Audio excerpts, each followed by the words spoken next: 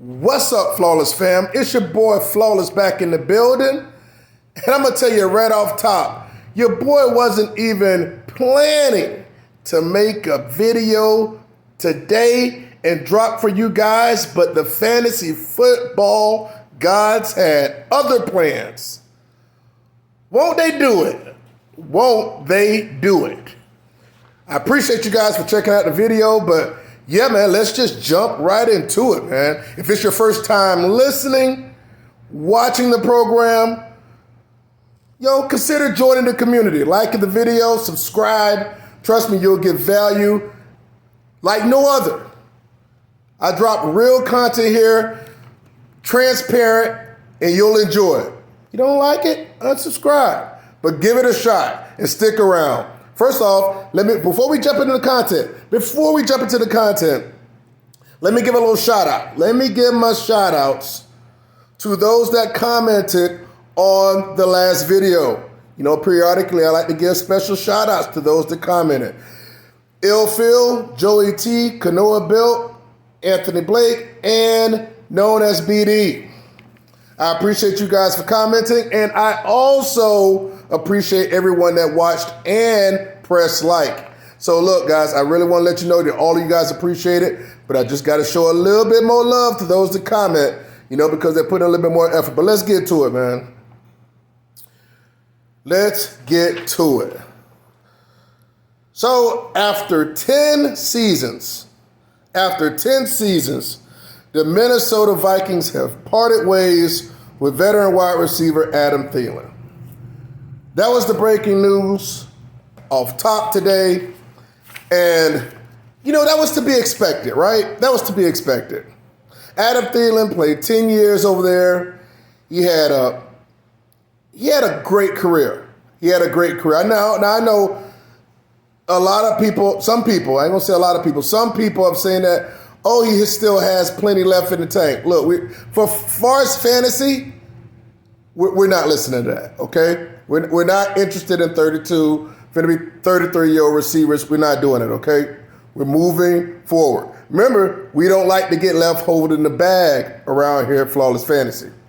But Adam Thielen, after 10 seasons, is no longer a Minnesota Viking, but man, what an awesome player. I've never heard anything negative about him. He's a great teammate. He did an awesome gritty. Hey, man, that awesome gritty, infamous gritty, that got him laughed at, but hey, man, you got to love the attempt, so hell, I couldn't do it. And, I've attempted to do it. I think mine looked a little bit better than his, though. But yeah, so it's a wrap for Adam Thielen. What does it mean for other players on that team? We'll talk about that later, but, Father Time is undefeated, okay? In the last 4 seasons, Adam Thielen's yards per catches went down each of the last 4 seasons, from 13.9 to 12.5 to 10.8 to 10.2. Great player, and we're going to miss him. But everybody has their time. So, the Minnesota Vikings are going to move forward, and they'll be just fine. So I guess the starting lineup next year will basically be, Kirk Cousins up under center, Justin Jefferson is the obvious alpha dog, and KJ Osborne and TJ Hawkinson, okay? Now, I'm going to be honest with you.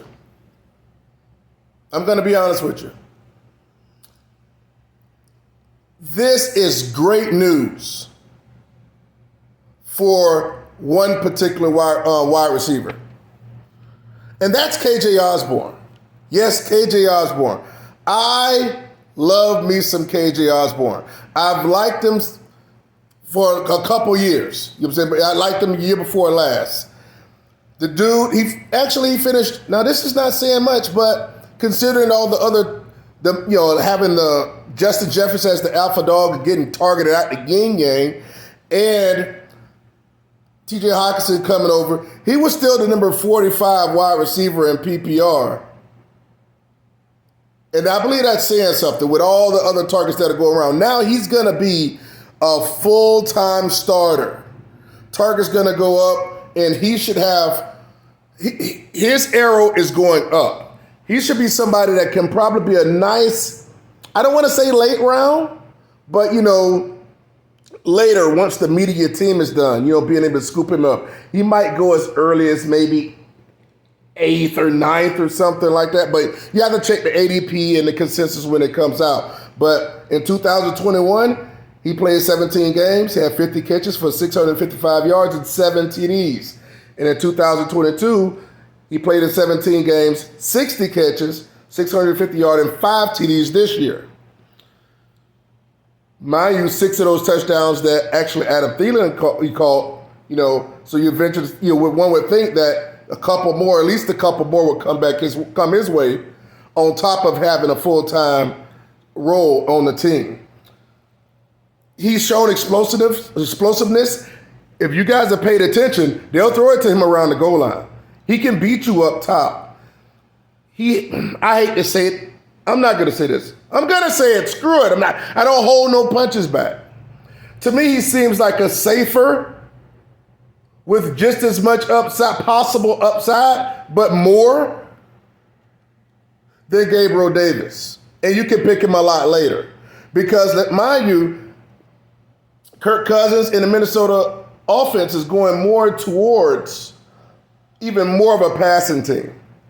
They're not running anymore. People that's loving Dalvin, I'm like, we've seen the best of Dalvin. Alexander Madison likely won't be there. He'll be gone to another team, possibly Denver or something like that. So this team's going to be throwing the ball all over the place. That's probably one of the reasons when they got T.J. Hawkinson.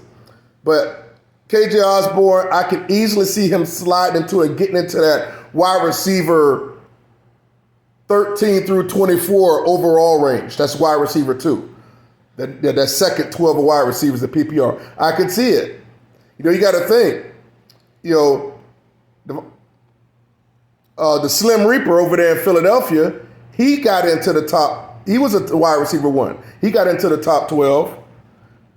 And he was playing essentially second fiddle to A.J. Brown. And that's not even really a passing team. So I really like KJ Osborne's outlook. That's a little nugget I'm giving you right off the top, okay? So it's going to be great to see what happens in Minnesota this year, offensive-wise. Now, look, second piece of information, obviously. This team really must have wanted the number 1 pick. The Bears traded the number 1 overall pick to Carolina. They had for the number 9 overall pick, number 61 overall pick, and a first-round pick in 2024, and a second-round pick in 2025, plus DJ Moore. I'm going to be honest with you. They gave up the house, in my opinion. And if they miss on this pick, and just obviously they want to be able to pick the quarterback, Carolina, they want to get the quarterback they want, but they better not miss.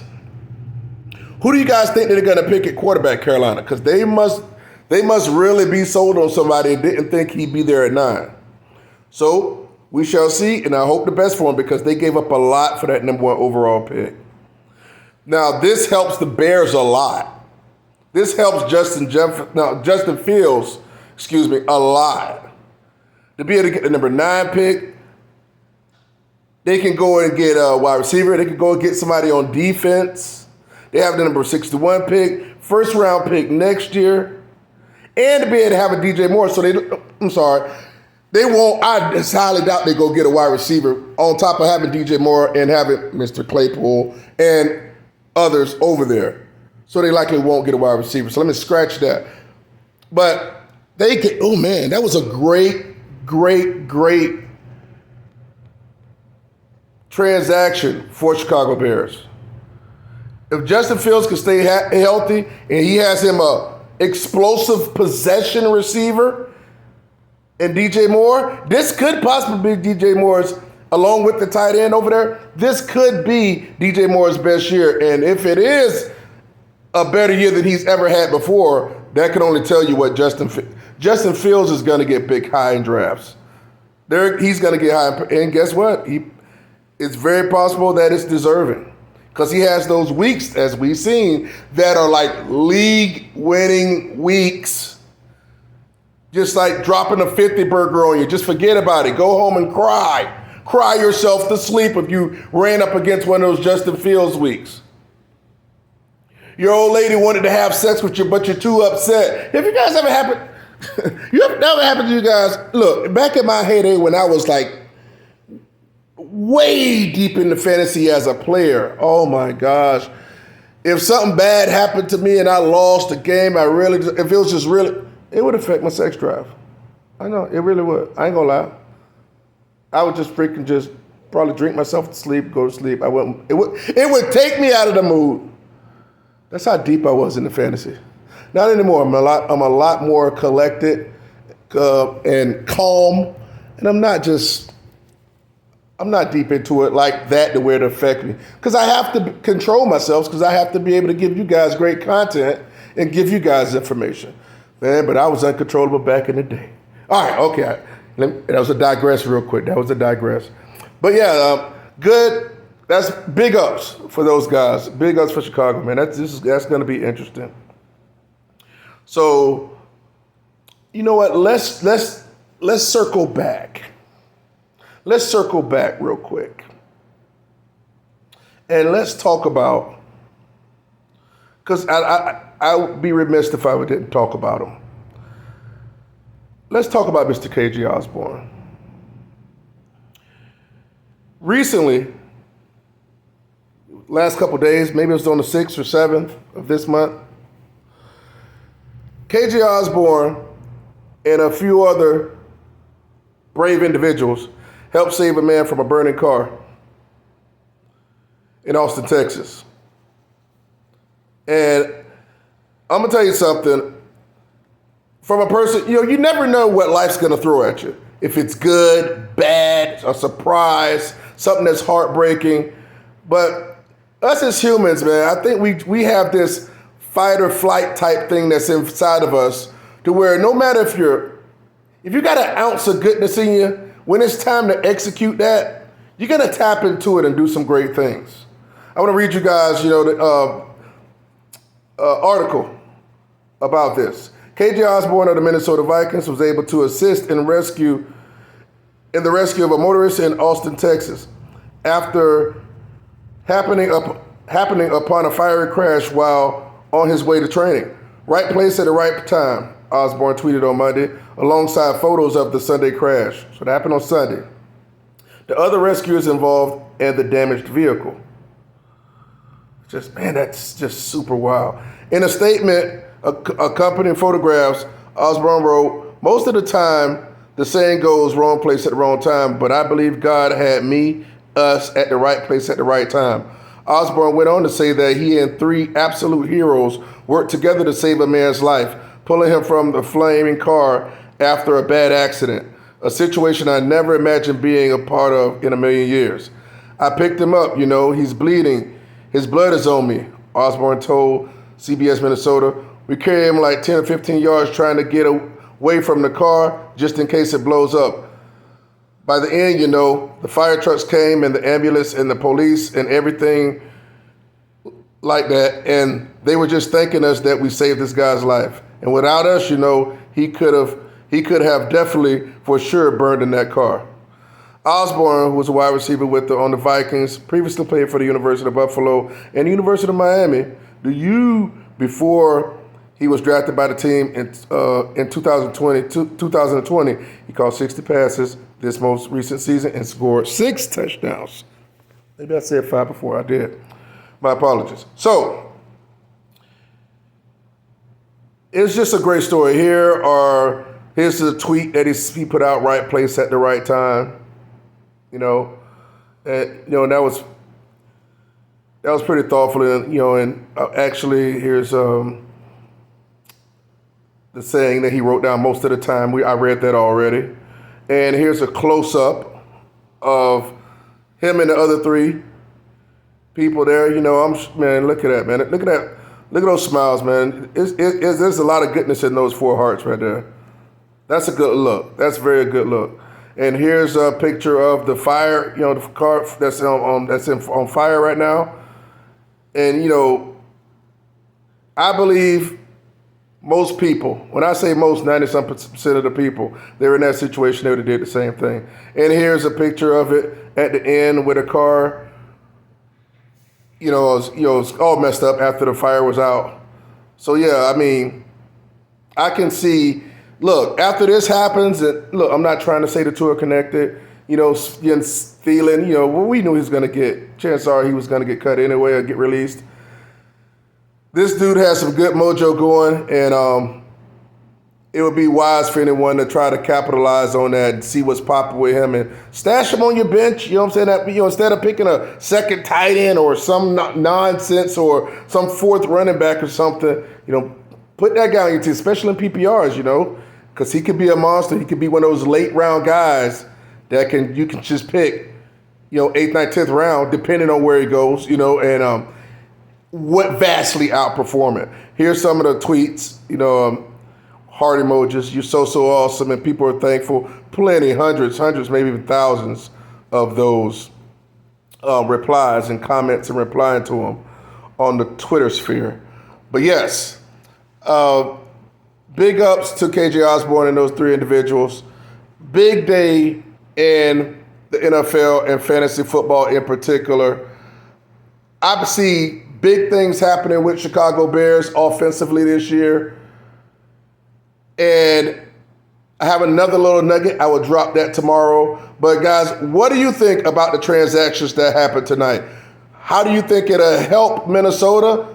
Who are you excited for? Who are you excited for with Chicago? If you're excited for anybody, more or less, drop it in the comments. Let me know what's going on. Let me know how you feel. And also, congratulations to Kanoa Bill and known as BD, because they were the first ones, the two individuals that watched the last video and submitted their entry correctly, and they have landed their spots, 2 spots that were open that's for the Flawless Fantasy Football Listener League that we'll have popping off this coming season. Again, I'm not going to say in the description or in the thumbnail, but you're just going to have to watch the videos, and I'm going to drop it at random times. I might drop two positions, one video. I might drop one. I might drop 3 more videos from now. It might be one the next video. You never know. So I appreciate you guys for watching. Remember, let me know in the comments what do you think about these transactions and who you like more or dislike more in the comments. Let me know what you think about the transaction that happened today. Thanks again for checking out your boy Flawless at Flawless Fantasy Football. Like, comment, and subscribe. Don't be afraid to join the platform. This community off the chain. Flawless Fantasy Football, where you hear what you need to hear, not what you want to hear. Let's get to it. Peace.